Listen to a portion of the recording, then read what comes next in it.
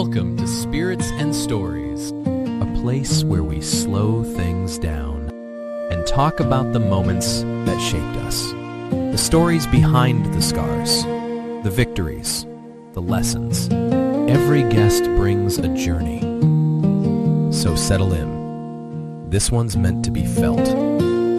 Guest is a remarkable leader whose professional accomplishments and personal courage make her one of the most inspiring voices in sports and beyond. Megha Parek is the Executive Vice President and Chief Legal Officer of the Jacksonville Jaguars, where for more than a decade she's guided the team through major transactions, development projects, international initiatives, and some of the most ambitious moves in the franchise's history. A Harvard graduate and Sports Business Journal 40 Under 40 honoree, she's been at the center of shaping the Jaguars' long-term vision on and off the field, but Megha's impact goes far deeper than her title. She is honest about both her struggles and her triumphs, including surviving a traumatic burglary and assault in her home, an experience that fuels her passion for trauma recovery and mental health advocacy. She's a lifelong learner with certifications in well-being, nutrition, crisis counseling, and suicide prevention, and she volunteers with organizations like Crisis Text Line and Habitat for Humanity. And in one of the most authentic parts of her journey, she pushes herself out of her comfort zone by playing guitar once a year at a dive bar, proving you can be a high-powered executive and still fully embrace the messy, creative, complex parts of being human.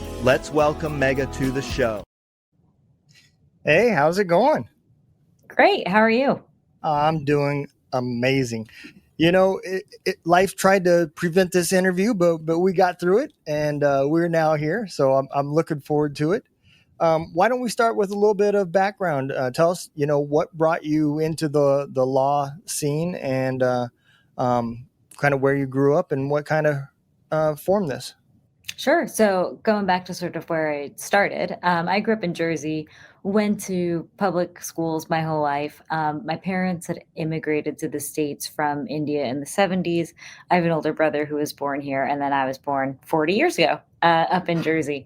And in high school, my parents really emphasized the value of education to both my brother and I in terms of, look, this is part of the reason that we came here was to give you guys opportunities that you might not have otherwise had. And so they were super supportive, super demanding, but also super supportive as we were growing up. When it came time to apply for college from the Pizza Hut where I was working at the time on Route 9 in Jersey, I applied to Harvard and was genuinely shocked that I got in, but I did. So I went there for undergrad, graduated in 3 years, in part just because of the significant expense, had a degree in social studies, which was tremendously fun in terms of a major to study, because a lot of different disciplines counted towards that requirement, everything from philosophy to history to government to economics. And I was able to write my senior thesis on heavy metal music, which for a Jersey girl is sort of the perfect way to culminate your studies. But of course, not necessarily the easiest way to make money when you graduate. So I went to law school after that. And I've always really enjoyed being in a service-oriented role. Was at a law firm in New York in their transactional department for about 3.5 years after I'd graduated. And one of the transactions that I worked on was the acquisition of this team for our current owners, the Khan family. About a year after the deal closed, they asked me if I'd come down to Jacksonville, Florida, which I didn't really know exactly where it was. But I remember thinking, this is a really tremendous professional opportunity. And I told my parents I'd go down there for a year or two and then I'll come back.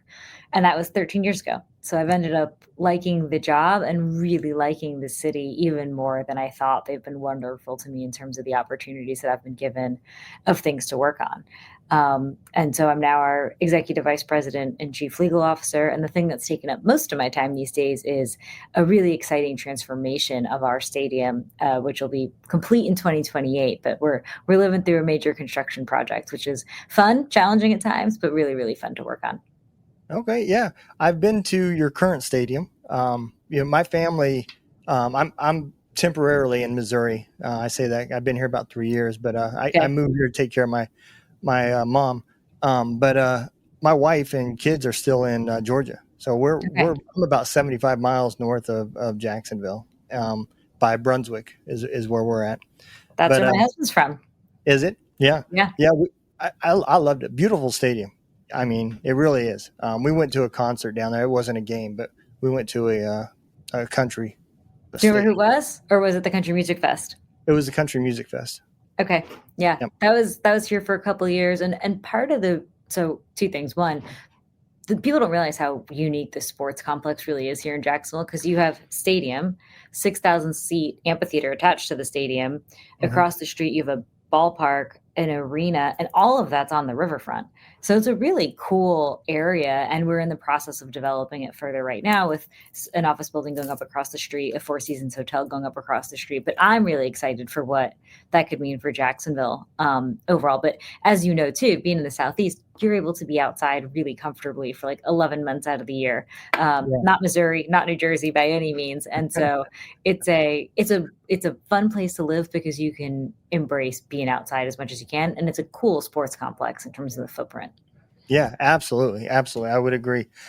So what was some of the challenges? I mean, because that's a big difference of going from what you was doing up there in Jersey to come down here to old Jacksonville, Florida. And now, man, there had to be so many new things that you had to learn and remind yourself of what was going on. How did that affect? So on that front, even when I was offered the job, I remember thinking, I don't know that I have all of the experience needed to do this job. And a few other people said to me, look, if they think that you can do it and we think that you can do it, take the opportunity, but do what you've always done and approach things not from a place of you need to be the expert in everything. And when I started here, I was the only lawyer here.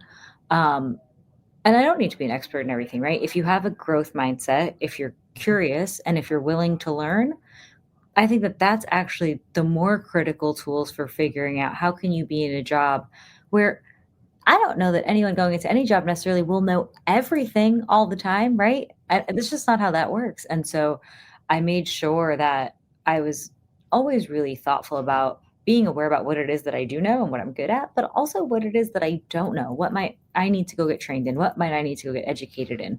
And what's been really fun is that, when you're at a law firm, you're more, the breadth of work is a little bit more narrow, but the scope is probably a little more complex. Here, what I really like is that you are able to touch on so many different areas. Plus, I also have HR, IT, security, and then in managing construction with a great team. And so being able to work with a variety of different people who think differently, which I enjoy, as great as working with a bunch of lawyers is, I really like the diversity of thought. I like learning from people and working with people who are different than I am, because that's really how you get exposed to different things and how you learn more.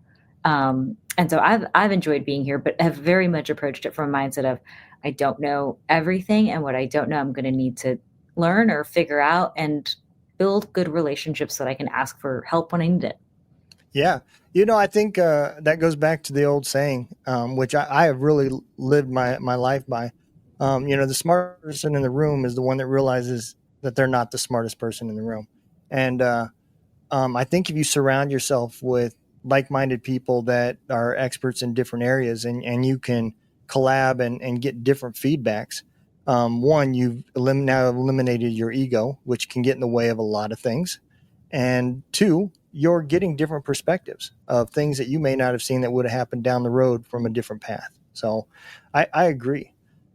In the legal side of the NFL, it's kind of a unique situation because all the fans think about is, oh yeah, they're just sitting back there doing these multi-million deals for these players, but they don't think of all the little stuff, the HR stuff. They're still employees. They're still that side of the house. They're still, like you said, building things coming up, different deals, signing deals and stuff with merchandise and licensing and all that stuff. And now the NFL is hard to go worldwide. And that makes another issue. And everything that you just described is part of what makes the job continually interesting. So we as an organization have played in London once a year, every year since 2013.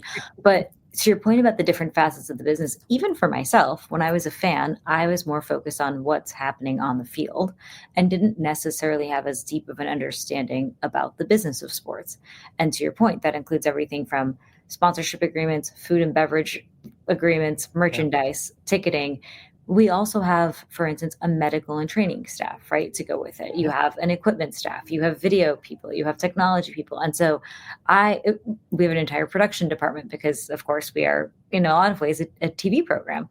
And so it's been interesting to have complex problems presented and then to work with a team, as you said, of passionate people with integrity who care. It's fun to then try and solve those complex problems and come up with more elegant solutions. And that's a lot of what the job is. And it is more multifaceted than certainly like when I was sitting at home as a fan and as a kid rooting for the Jets, I ever really appreciated or realized. Yeah, I would agree 100%. I've been a Bengals fan since the 70s, and I don't think it really matters in today's world what your favorite team is.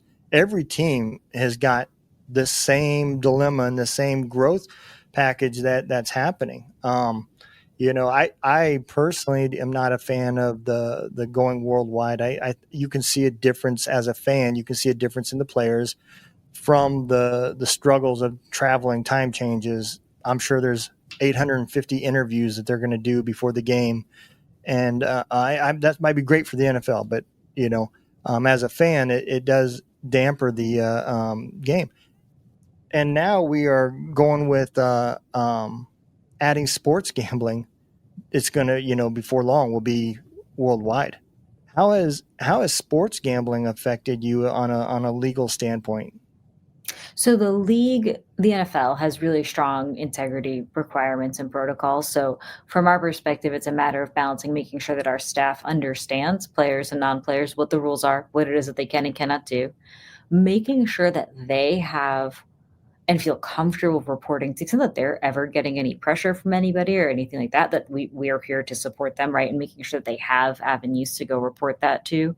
And trying to look to the extent that it's a pretty significant business category, our responsibility is to make sure that we embrace that business growth, but do it in a responsible way. And so I'd say that's the balance that we've been working through over these last few years since it became legalized. Yeah, I think it is something that we take for granted as a fan. And we forget that these rookies are, 24, 25 years old, maybe even a little bit less. Yeah. And they come from modest backgrounds, the majority of them. And next thing you know, not necessarily maybe the money's not thrown at them as big as what people think, but the attention and the outside noise, as you would, can really affect them. And now again, we've got sports gambling. I think college is slowly going to more of an NFL kind of style for their players, in the long term. But at the end of the day, it's a huge change. And by the way, the pace of the game changes. Yeah. Well, and I would say almost like just pivot that focus a little bit. I think one of the biggest challenges is actually also just the accessibility on social media. So it's one thing to maybe have a different business category. It's another when you have people that can very directly make threats, either publicly or in somebody's private messages, that could otherwise impact, as you said, someone's experience, right? And that's much different. And so to me, part of it is also just being really sensitive to, and it's still a shifting landscape, how is it that social media is impacting all of these facets in terms of people's well-being generally? Yeah, I didn't even think about that, but you're absolutely right. The best thing in somebody those situation that's famous, is not to read the comments. Post, forget, what do they say? Post and ghost, that is the best way to do it, because you've got such a large base. You're not going to please everybody. Somebody's going to be mad. Somebody wants to troll, whatever. But these guys are coming from a background where social media is a large part. They grew up with it. It's a large part of their life. That's how they unwind, is to see what their friends are doing and so forth. But then you get the advertisements from ESPN and everything else. And I had a guest on here He was a Detroit Lions linebacker, and he really talked about that additional pressure, about how when you are dealing with all that outside noise, how it affects you and how it can lead to alcohol and drug abuse and just ways, because there's no way that you can just unwind. You can't just go to a movie and sit in the crowd and watch a movie, Yeah. because it ain't going to work.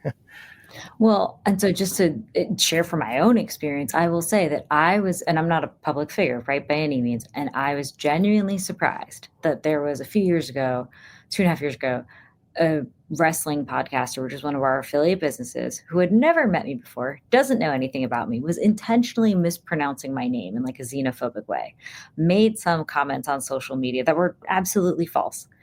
And even that, I was shocked by how much it bothered me. And like, I don't have Twitter. I don't look at it that often, but I was made aware of it. And I was like, I don't know these people. And these people who've never met me before all of a sudden have a platform to say whatever they want. And when it's negative, I was surprised, and I underestimated the effect that it would have on my own like sanity overall. Yeah. And on the one hand, I was like, I want to know what people are saying. But on the other, I was like, why? They don't know me. They don't have any facts. They're allowed to say whatever they want. And that negativity, and it's based in science. So for every like negative experience you have, you generally need about 5 to 10 positive experiences to outweigh that, right? To counterbalance it. And think about how that's not normally what you get. That's not what's existing on these platforms. And so I agree that I think overall it is not particularly healthy to engage in it in a way where you're trying to make sense of it, right? Like this is not the place for reasoned debate. It's not the place where people want that nuanced reasoned debate. It's kind of a place where people want to say whatever they want. Yeah. And even if you walk in with eyes wide open into that mindset, just being aware and not feeling guilty or ashamed for that, yes, it does affect you, and that's okay. That's actually a very normal human scientific response by your brain. So don't be mad at yourself for like not somehow rising above it. You should stay away from it if it's negative. Yeah, and I think with the rise of fantasy sports, I mean, fantasy sports has been around for a lot longer than anybody really knows. But now the big boom has pretty much happened these last 8 years, 9 years.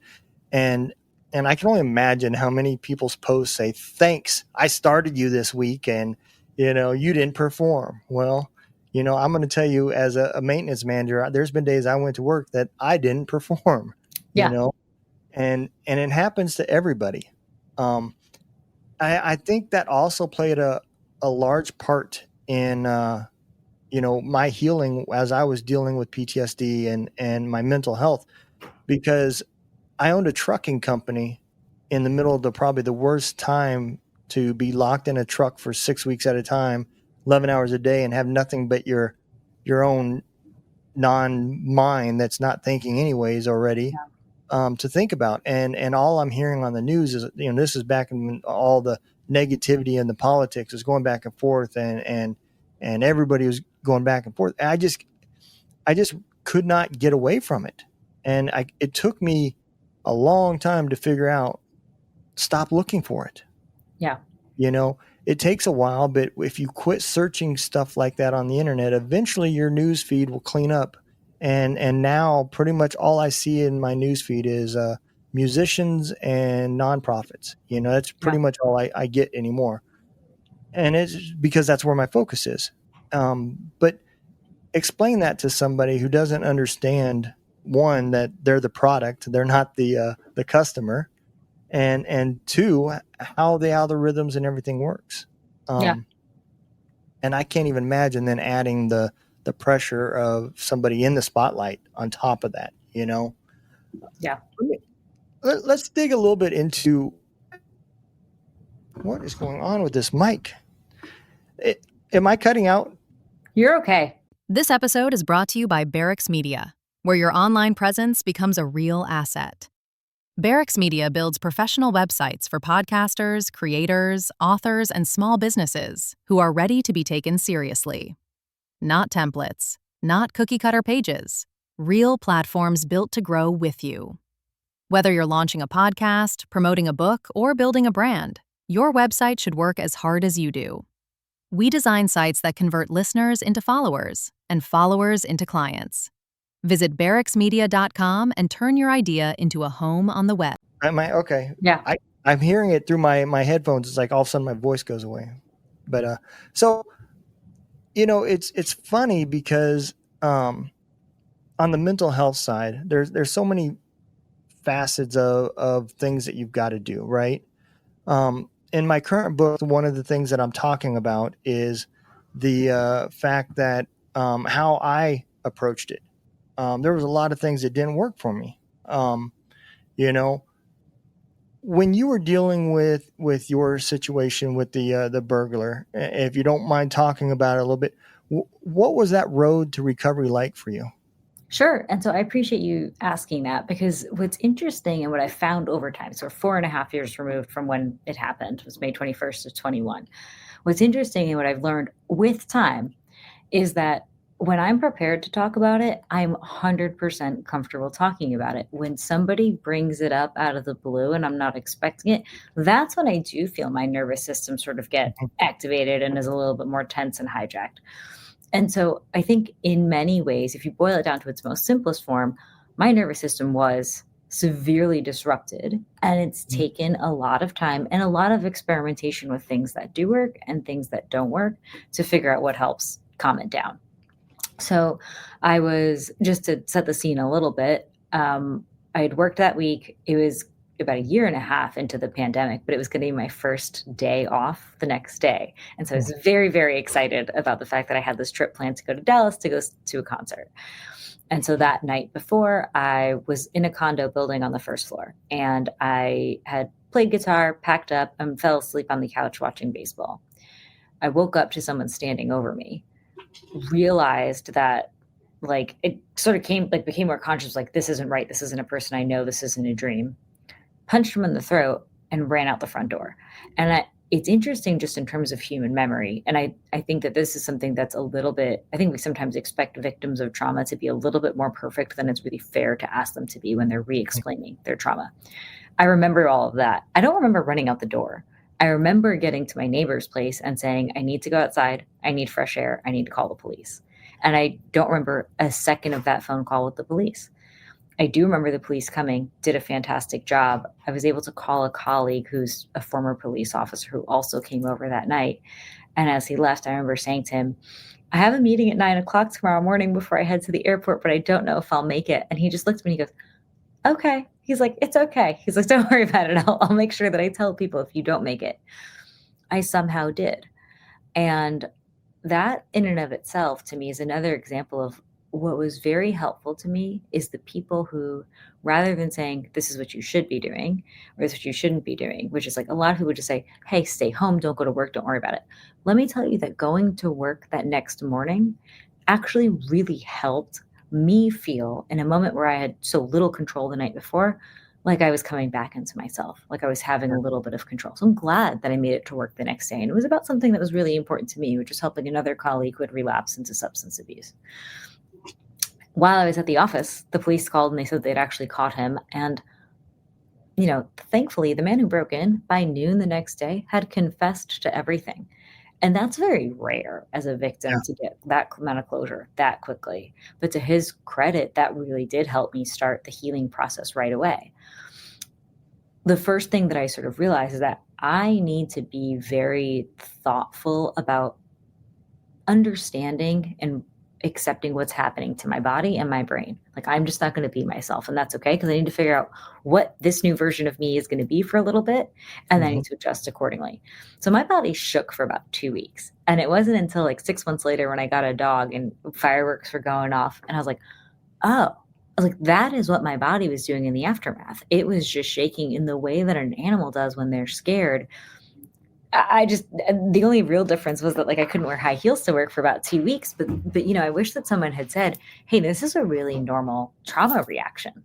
And it is. And now I know a few years later that is a normal trauma reaction. And one of the ways, this is a great fact, I think, one of the best ways to help your body when you're feeling that anxious is to either just shake it out or dance. And that listening to music and dancing can help re-regulate your nervous system.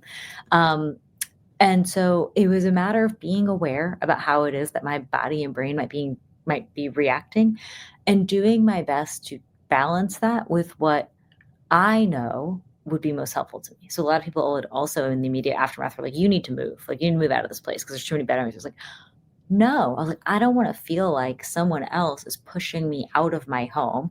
I didn't do anything wrong. I was just sleeping on my own couch. Um, and so I have since moved, but it was really important to me to do it on my own terms. Yeah. Um, and then to your point about, experimenting with healthy coping mechanisms, right? That'll work for you. That Thursday before it happened, I remember messaging our head of HR on Microsoft Teams because we had a mental health training that following Monday already pre-scheduled. And as I was sitting outside, I was thinking about all the things that had come up during COVID because this happens. As I'm exercising, I tend to do some of my best thinking, even though I'm not sitting at a computer, probably because I'm not sitting at a computer. And I remember texting her saying, one of the things that we really need to tell people on Monday during this mental health training is they need to identify what their coping mechanisms are before they need it. So I had a friend who a few months prior had been really, really down, really isolated, depressed, had called me one night, and we talked on the phone for about 2 hours. But the challenging part of the conversation was every time I said, what would be helpful to you? All that he could get out at that point was, I don't know. And so it's like, when someone's drowning, that's not the time to teach them how to swim. That's not the time to tell them that they should have had a life preserver. You need those things before the fact.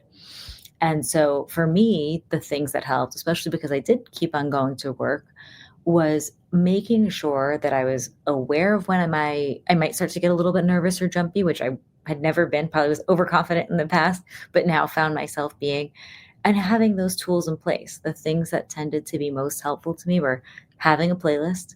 And in hindsight, I didn't realize this at the time, but the songs that I was listening to all had a really consistent drum beat. And I think it was just helping me regulate my breathing. So when I would feel overwhelmed at work, I would put my headphones in. No one knows if you're taking a call or listening to music or whatever it is you're doing. I'd go take a quick walk because walking is also a proven way to help your nervous system. Being outside in nature is, and listening to music were. And those things really helped in the immediate aftermath with just getting my nervous system to start to settle down. And then it's been up and down over time, which I'm sure based on your experience, you can attest to, which is that it's not a perfectly linear pathway to recovery.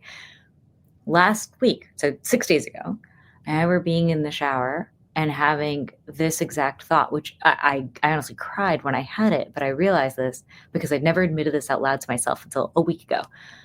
I still get this much scared anytime the doorbell rings. Anytime the doorbell rings. And I was like, I'm a 40-year-old woman. I have a job. I don't want to admit this out loud to people. I don't want to share this vulnerability. I had a hard time sharing that with my husband because I don't want people to think that I'm crazy. And a lot of times people just kind of want you to be okay. And sharing that even something like that simple is causing you alarm. I think unfortunately a lot of people, again, coming from a good place, like good intent, bad execution, where they're like, well, just let it go. Just get over it. Like everything's okay. There's nothing there. Of course I know there's nothing there, but if I'm listening to my body and I'm listening to my brain, it's still not comfortable in that situation. And so just giving myself some grace to realize that the key is having healthy coping mechanisms in place, but it's not going back to exactly who I was on May 20th of 21, because I may get back there, but I may not. And that's okay because there's a lot of good that's come from it, which is I didn't understand. I mean this sincerely. I did not understand anxiety up until the situation happened. I didn't get it because when people would say that they're sort of paralyzed or frozen in place, like I am such a action-oriented person. I was like, I don't, and I wasn't trying to be callous about it. It was more a matter of, I truly don't understand what you mean. I understand it now. I never had nightmares before, understood what that was like. I understand that now. I never really understood what it was like to be the victim of something traumatic or what complex PTSD might be like. I understand it now. And I'm still, I think not only me, I think sort of in general, we're still learning a lot more about it. But look, if nothing else, I may not go back to being exactly who I was, but I hope that I'm a more empathetic person with a greater understanding of things that, look, might not have been the lesson that I wanted to learn, but I learned it. And I hope that I can use what I've learned to help other people. Yeah. You brought up a lot of good points, and to caveat what you said, yes, we are still learning. When you break down PTSD, there's a lot of similarities that men and women have together, or if you want to compare veterans trauma to a first responders trauma or something else, right? There is similarities. Where things change is the triggers. What triggers one person is not going to trigger the other person. And then that road to recovery changes as well, because what is traumatic for one person is not going to necessarily be traumatic for the other person. I kind of always use the analogy, if you take a person that grew up in a neighborhood where gunshots was normal, being shot at might not be enough to cause that trauma while deployed, but maybe a mortar round or seeing somebody happen could be. And then you take somebody who, the worst thing that ever happened to them was they got a B in science, and they get a mortar round that hit the base nowhere near them. That may be enough to traumatize them. And so those roads to recovery and the time frame really changes. And you can't put a number on that. On top of that, there's a lot of research that's going on. I've got a friend, she's got a nonprofit, and their whole goal is to do research on the effects of PTSD for women, right? Because the way women handle the trauma and how they hide it is completely different than the men. We do have an outlet, whether people want to admit that or not, and that outlet is always anger. That's, on the male side, especially military, because that's the only emotion that you're given is how to deal with everything is through anger. But on the women's side, they're the ones that have to be strong. They can't take the blame out on their kids or their husband or friends or whatever. They have to always have that appearance that society says you need to have your shit together. And at the end of the day, the society norms really do affect how long and how traumatic we go before we realize that we need help. And on top of that, you were saying that you may not be that same person. You were 100% correct, because your mind, your consciousness makes you. And after going through a traumatic event, your brain creates new connections. This show is part of the Barracks Media Network, built by veterans, creators, and storytellers who believe stories change lives. Barracks Media produces podcasts, books, and digital content that amplify voices worth hearing. We help creators launch, grow, and monetize their message without losing their soul. If you've got a story in you, or a show in your head, go to barracksmedia.com and start building something that lasts. And now that doorbell ringing has changed from, oh, I wonder who's at the door, to, oh, let me get my gun, and at the end of the day, that's where the fight comes from, because you have to unwire all of that stuff. And the sooner you can start unwiring that, the quicker that recovery can be. And the sooner you can get back to, one, loving the new you, because you'll never be the old you, but you can bring some of those characteristics that you missed from the old you back. And that's a long road. But it is truly a lot of science out there that is unknown. Yeah. You guys deal with TBI and concussions a lot in your industry, and you guys have done some great research on helping that. There's a lot of new rules in the NFL that a lot of people don't like. I personally do like them. Dealing with TBI myself, I know what those long-term effects are. And when you have somebody that their career is done in, at the age of 35, 36, they still got a long life to live. And after the NFL, things come. I deal with a lot of side effects from medications. If I'm reading things or trying to say things, I'll forget words and so forth. And a lot of that, I know what it comes from. But take somebody in their prime and put them in that situation, So my hat's off to the NFL for what they have done for TBI, because it all goes together. It really does. Yeah. And it is, I would say, probably the biggest challenge for me, or thing that I've had to learn to adapt to, is that realizing And I'm the same way. Until I had been through it, I didn't know what it was like. But it's Mhm. really hard to explain to people that haven't been to hell and back what that road back looks like. But people who have walked that road, they get it. And Yeah. so the fact that there's other people to talk to, and even the way that you framed a lot of what you just said really resonated, where it's just helpful to have the conversation because I have access to tremendous resources. And Mhm. I was and have a really supportive family and friends.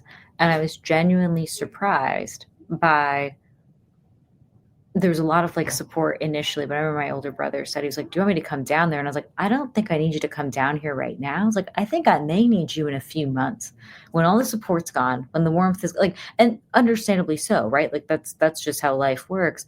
Yeah. When people aren't as focused on this event and it's more of a distant memory to other people, but less of a distant memory to me when it's quiet, that's actually probably when I'm going to need more support.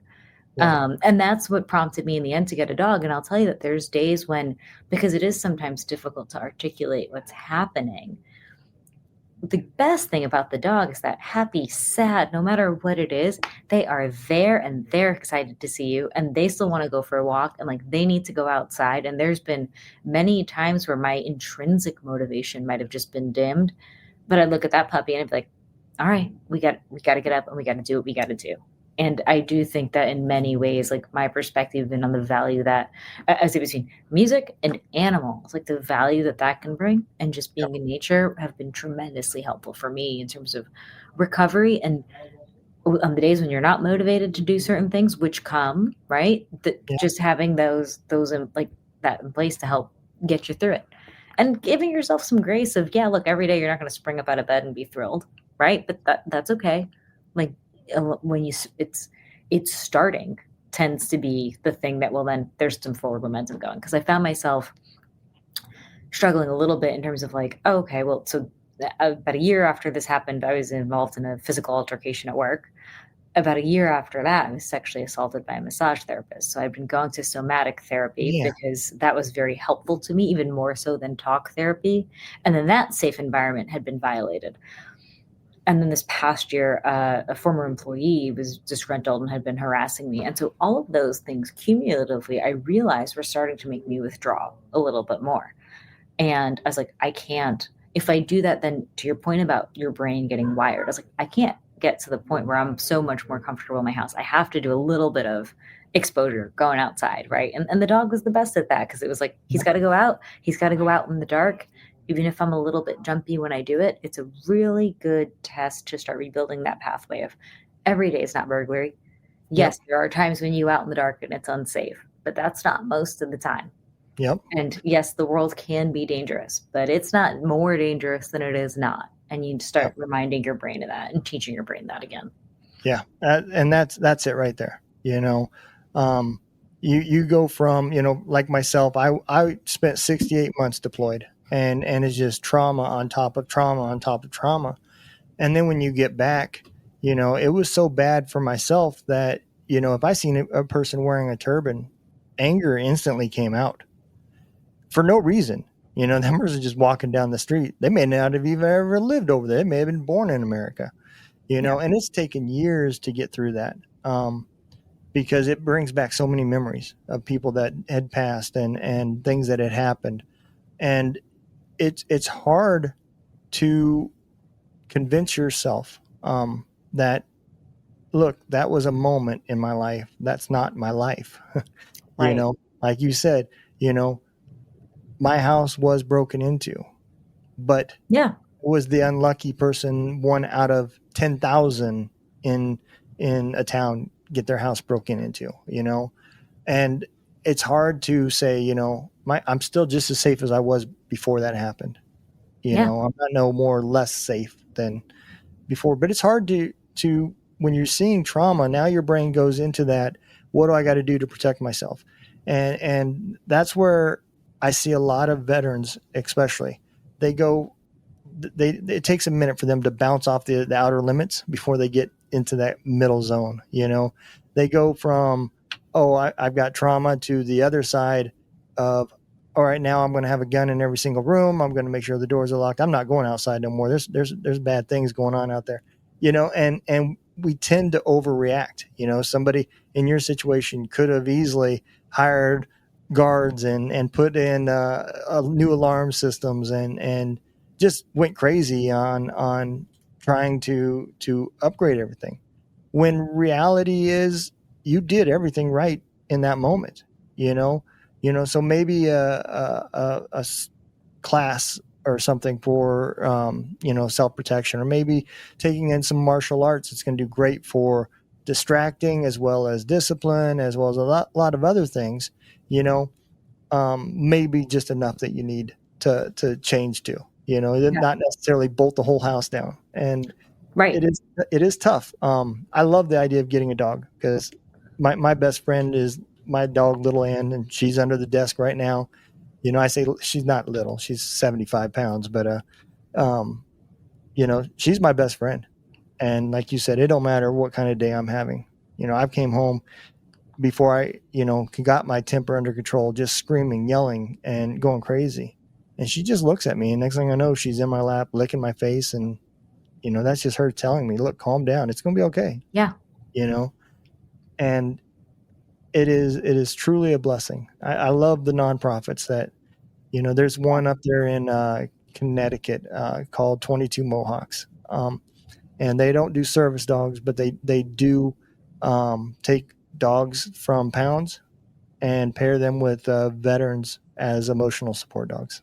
And they do a lot of great things. So I love plugging them because, again, it's, great advertisement for a nonprofit, and they're doing some really good stuff. So you brought up a point too about how before you didn't really understand depression and anxiety, and and there's so many people out there that feel that same way. I myself remember times saying, "Why don't you just get over it, man? It's in the past. Let it go." And so my second book that I wrote was a fiction book. It was called When Demons Follow You Home. And I took that phrase that we all use, I'm fighting my demons, and I turned it into a real demon that attached themselves to veterans that were deployed.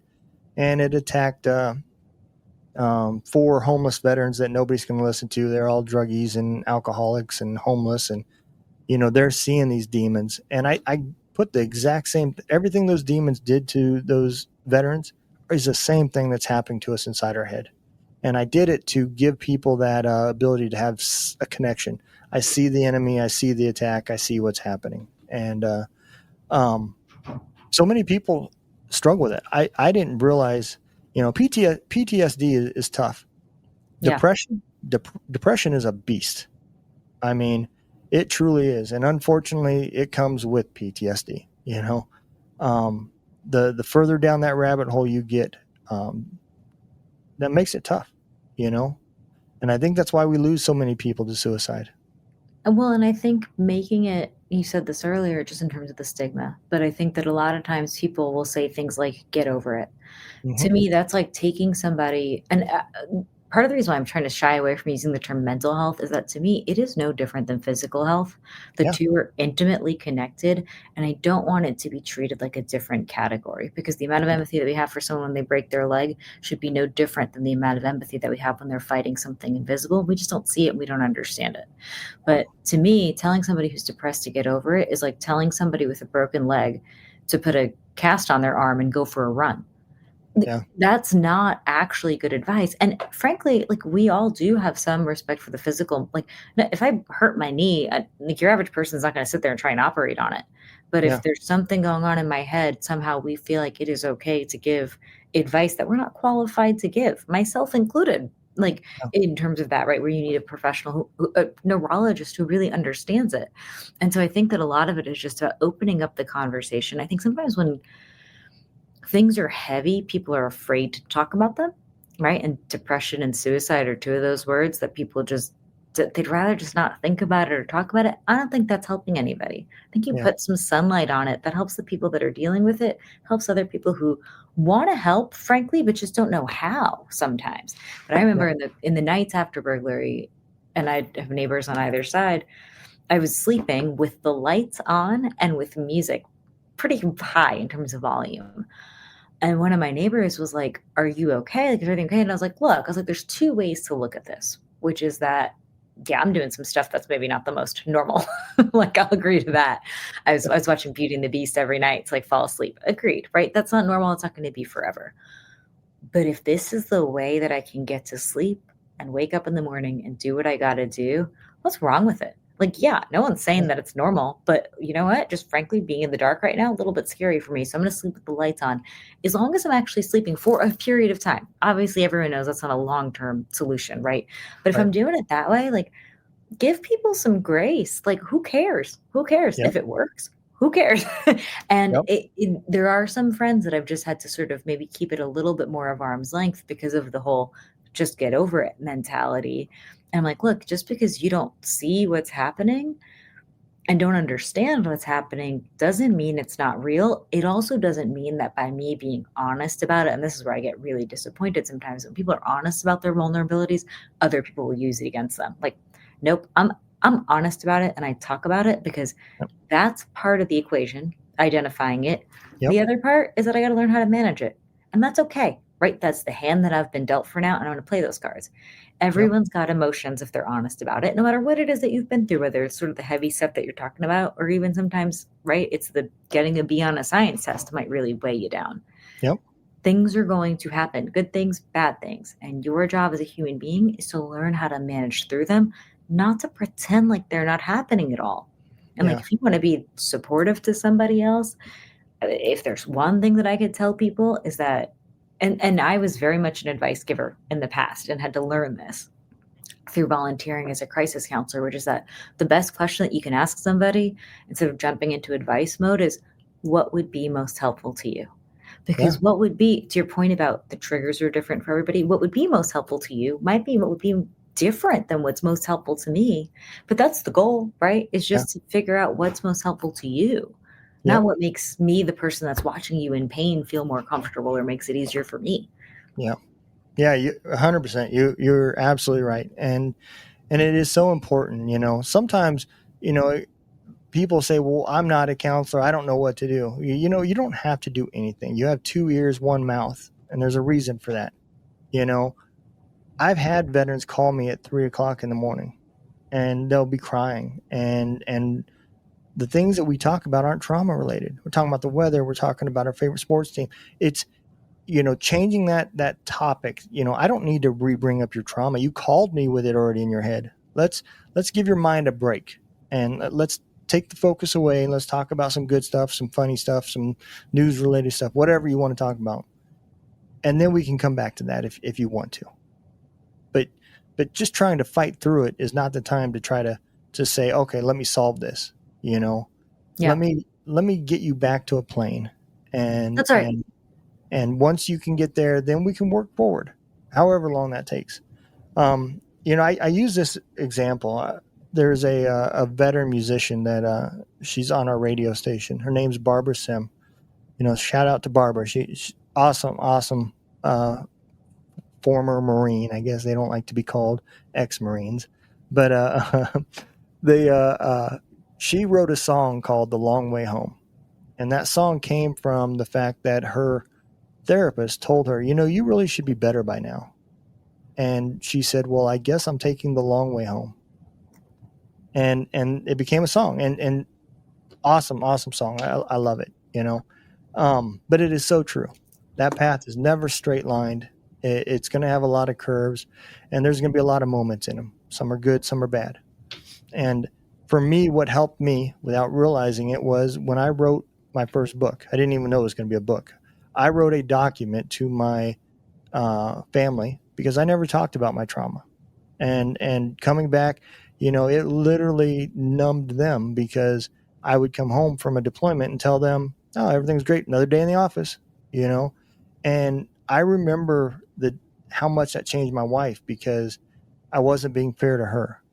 I thought I was protecting her, but I remember the first time I deployed and she was at the tarmac with tears in her eyes and everything. And the last time I deployed, she rolled over, gave me a kiss and said, see you in a year. And that's how numb it had became because I didn't share any of that trauma. But then when I hit rock bottom, I pushed my family away because they didn't understand what I was going through.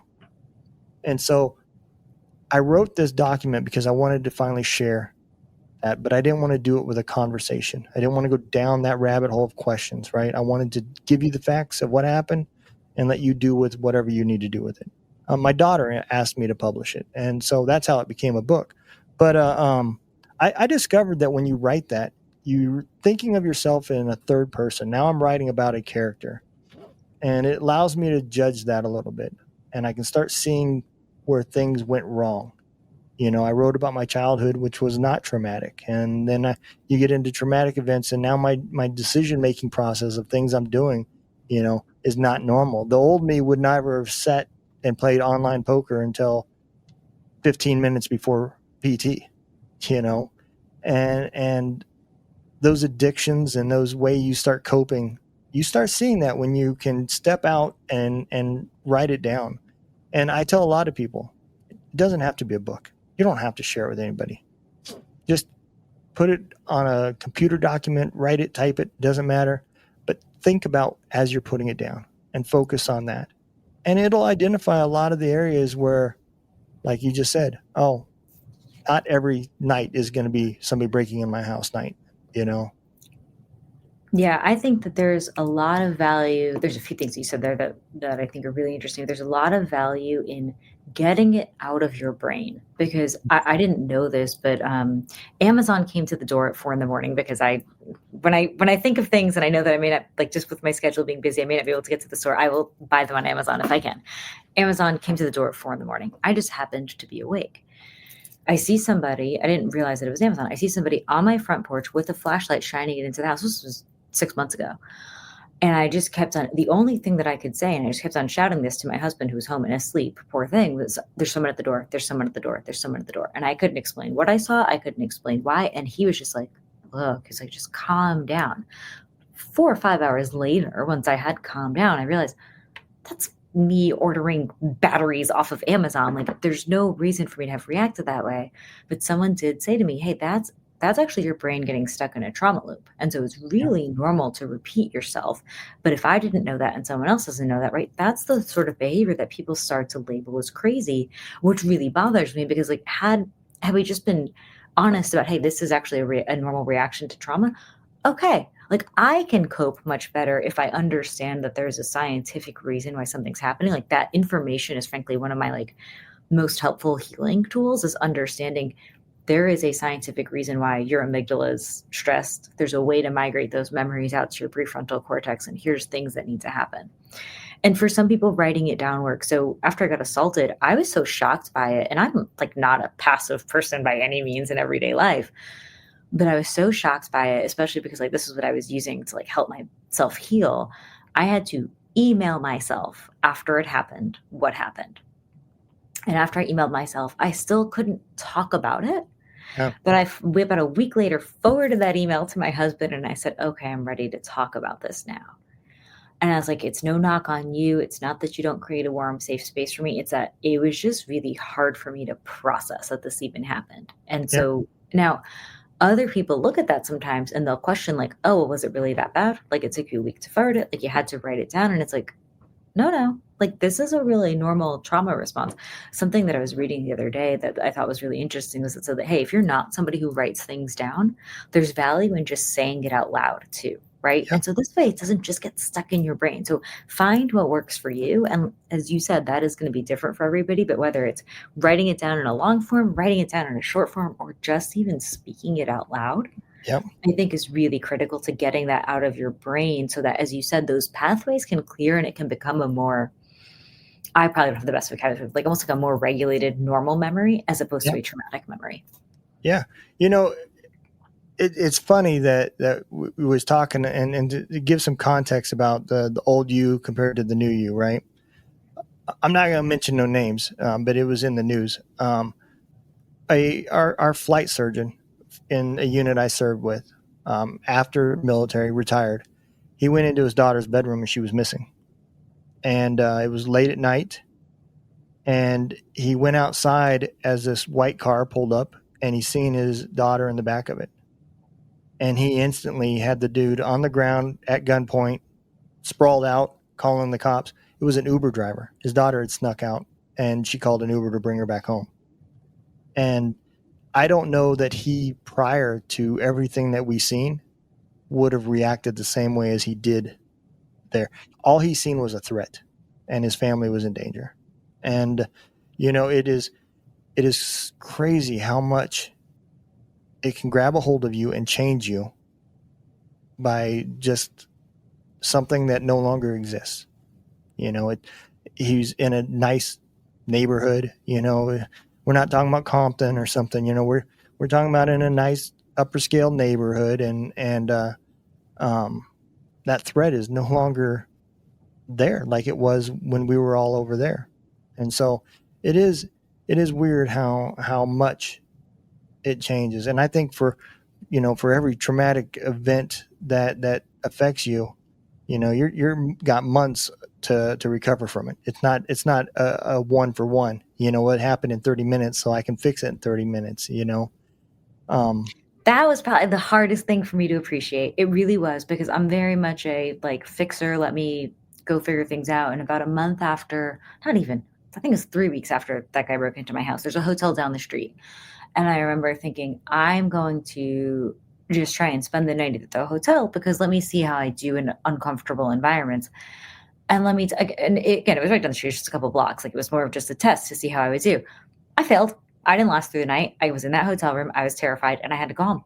And I went home, and I realized I'm somebody who actually was really independent and really comfortable being alone before. And I've had very grateful to be able to travel the world, would walk around New York when I lived there at 2 a.m., walk down the streets of Paris in the middle of the night. And I was like, oh, I don't know that I can do that anymore. And one of my friends pointed out to me, there's Meg, I think that most people actually don't do that by themselves. You were probably just fiercely independent in the other direction. He was like, I'm a grown man and I don't really walk around at night like you do. So don't be so hard on yourself that things are different. And it's hard, because I almost feel like it's a failure where I'm like, oh, well, now when I travel, I'd actually feel more comfortable if I had somebody traveling with me. And I feel like it's a failure in some way to say that, right? Or admitting some kind of defeat. And I need to get over my own ego. And that's no, it's not. Okay, so you get nervous when the doorbell rings. You know what? The flip side to that is when somebody came at me, what did I do? I fought and I knocked him out. So I can focus on the negative piece of that, which is, I'm sort of hyper reactive now if I feel threatened. Or I can focus on the fact that when someone came at me, I fought. There's 2 books that I read that, just because you mentioned that, I just wanted to say. So one is called All the Light We Cannot See. Mm-hmm. And it talks about, and I hope that's the right title, I'll double check to make sure. But the premise of the book is that you have the narrator speaking, and he's somebody who was in a movie theater when a shooting happened, and he killed the shooter. And it talks about his perspective of what that means and how that's changed things. And the narrator is a school teacher, right? So someone who's designed to protect kids, who then does this, and how that changes him. And one of the lines in the books talks about how he's reconciling himself to that fact. And he's like, you know what? He's like, I hurt somebody, but I was doing it in the name of protecting other people. And that really makes me a noble warrior, right? I had good intentions overall. I wouldn't have done this if I didn't have to. And that was one of the scary things for me, was realizing, thank goodness I was home alone, because if someone else had been in the house, I might have fought even harder. My instinct was disabled person, run away. But if somebody else was there that I had to take care of, that's when you realize there's maybe some more fight in you, or some I call it darkness, but it's not really that in you that you might not have thought. The other book that I read this year, which is my favorite book of 2025, is called My Friends by Frederick Bachman. And I used to read before bed every night. Post-burglary, I didn't have the energy. I was just tired. And so that's when I was watching TV, and more predictable TV, right? No surprises is really helpful for people that are recovering from trauma. But his books were one of the first ones that I read that sort of were a little bit easier reads, but still thoughtful. The one that I read this year, called My Friends, it talks about this, and it what you're talking about in terms of demons and the friends of the person who's struggling. One of them says in the book, I prayed not for someone to come save you. He's like, I prayed for your demons to leave you alone. And I just thought that was such a powerful image, right? Of no one wants them chasing them around. No one wants them. If someone could let it go, let me tell you, every single one of us would. We're not holding on to it because we want to. Yep. And the part that a lot of people don't understand is that one event has now turned everything that's stressful into mountains. Yeah. It might be a molehill, but your anxiety is going to dwell on it, and you're not going to just be able to put that in my back of my mind. I'll deal with that later. It's not a big deal, but now everything's a big deal. And that was the part that hurt me. I mean, I struggled with that. Here I am running my own trucking company, and everything there. I mean, nothing goes right when you're trucking. I mean, every day something's going to happen. Yeah, I'm sure. But everything was top emergency, and everything can't be top emergency. You just burn yourself out. I know we're getting to the top of the hour, but I want to hit on this last topic. You're playing guitar. I think that is so cool that you don't looking to be a musician, but you do it once a year just to prove, hey, look, I can do it. I can get out of my comfort zone. I don't like standing in front of a bunch of people and playing, but I can do it if asked to do it. I think that ties with what you learned during your trauma. Let me rewind you even further. So that started after I lost a friend of mine to a heroin overdose. So like I said, I'm 40 years old, grew up in New Jersey, and a lot of people around my age were addicted to opioids at the time. Yeah. And when we were growing up, I remember him saying to me, "You are good at everything besides having fun," which was kind of true. Like I was a kid that like loved school, loved reading. Like I enjoyed it. I still do to this day. And he's right. Like I was pretty good at most things, wildly unathletic, but pretty good at most things besides having fun. And so on the year anniversary of his passing, I remember thinking, okay, I can sit here and I can cry my eyes out, or I can do something that I've never done before, which is play in front of other people. And I did not know what I was doing. I had a couple of friends who helped out, but I played a 3-hour acoustic set at a dive bar down the street the first time that I played, which is again a function of not knowing what you're doing. Yeah. And I wasn't very good, to be honest, and mediocre, right? But when you're playing songs that people like, that's what they care about. They don't care whether or not like I'm perfect or not. They care about are they having a good time. Yep. And I did it, and I remember thinking I'd be one and done because it makes me really nervous to do. And instead, over time, I actually went and got singing lessons just because like, hey, if I can get better, I can get better. And the point is like, I do devote and pour so much of myself into my job. Why don't I pour more of myself into something that brings me so much joy? And so now I've done it 10 times. Again, I don't do it that often. I would love to practice with other people, but just don't always have the time or the best schedule. Like I'd be a bad bandmate. But I love doing it because it's difficult. It's not something that comes naturally to me. And in the end, I think music is one of the best medicines out there. And if I love it and I know that I feel better when I hear certain songs, why not spend an evening trying to remind people of songs that brought them joy too? Yeah, 100%. I'll hit a little bit on this after the show, but music is definitely a great place. I have also discovered that a lot of veterans turn to stand-up comedy. And to me, that's scary because you get up there ain't nobody else. It's you and a crowd, and it's either you pass or fail. And right. Somebody that's dealing with PTSD, you're putting a lot of stress on yourself. But a lot of people have told me how much it has helped them. To be able to go up there and bond with the audience and tell stories. Now a lot of these, and we're not talking about people that are standing in these big shows, arenas. We're talking about people that are at VFW, having shows at VFWs and stuff like that. But I don't care if it's 6 people, So the last one I did, it was a rainy night, so the bar wasn't that crowded. But for the first time, again, I've been playing, first picked up a guitar when I was like 12 years old, but I've been playing off and on and more diligently over the last few years. But my parents were there for the first time. And, it didn't matter that there weren't a bunch of other people there. It didn't even matter that they really are not quite as familiar with the music. You could tell that they enjoyed watching it and just enjoyed seeing like that part of my life. And that more than anything made me so happy, where it's like, I am so sorry. I'm so appreciative of all the guitar lessons you drove me to. I'm so appreciative of all the things that you encouraged me to do. And here I am doing it later just for the joy of it. It's not going to make me any money. It's not going to necessarily make me better at my job, but it does make me a more well-rounded human. Yeah. And I think that's important.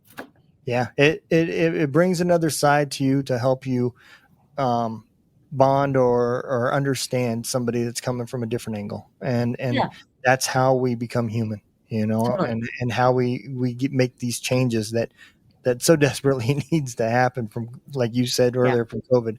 So, the last question is kind of always a fun question for me, but I'm gonna tailor it a little bit different. Normally, I ask who you'd bring to dinner, but since we both like metal, you said earlier that you liked heavy Yeah. metal. I'm a White Zombie fan. So, what metal band, if you could bring to a party to perform for you at a private party, who would you want to hear? I probably have too many answers to this question. So I will say, like a good New Jersey stereotype, love Bon Jovi. Absolutely love it. Love the Okay. transformation, love their longevity over time, but only because this is recent. When I was in high school, for whatever reason, I went to the mall, I bought the Def Leppard CD Vault, and I listened to that nonstop in my Chevy Cavalier. And there is just something so every song on that album is so good. And there's something so comforting to me about that. So if not Bon Jovi, I will tell you Def Leppard was probably one of my favorites, just in terms of, the music is, it is especially interesting as a woman, just because people think of metal as not necessarily being a welcoming, safe space for women overall. And I feel like it's music that it's complicated, it's beautiful, it is so much more interesting and intricate than people give it credit for. And frankly, someone who like loves guitar solos, I miss it on the radio these days. And the Yep. only place that you can find them today at this moment really is kind of in country music. Yeah.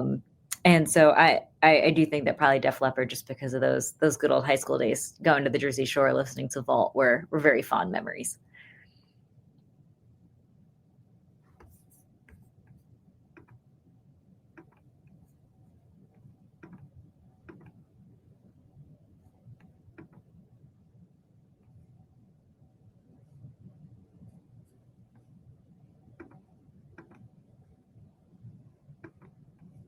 Oh, maybe.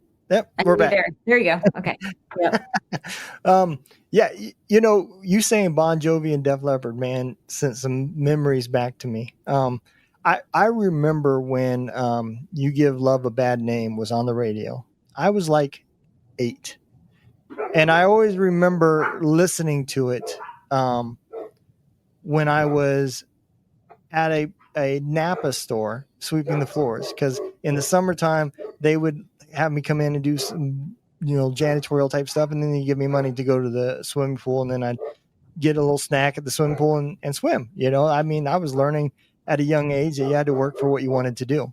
And that, and then you said Def Leppard. That was the first concert I ever went to, was a Def Leppard concert. So absolutely.